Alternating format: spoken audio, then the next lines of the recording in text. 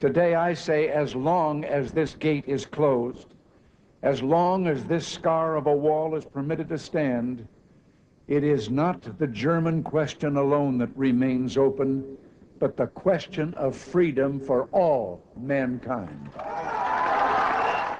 In the 1950s, Khrushchev predicted, "We will bury you."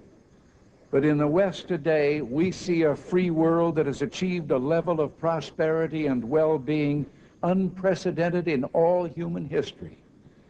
In the communist world, we see failure. There is one sign the Soviets can make that would be unmistakable, that would advance dramatically the cause of freedom and peace. General Secretary Gorbachev, if you seek peace, if you seek prosperity for the Soviet Union and Eastern Europe, if you seek liberalization, come here to this gate. Mr. Gorbachev, open this gate.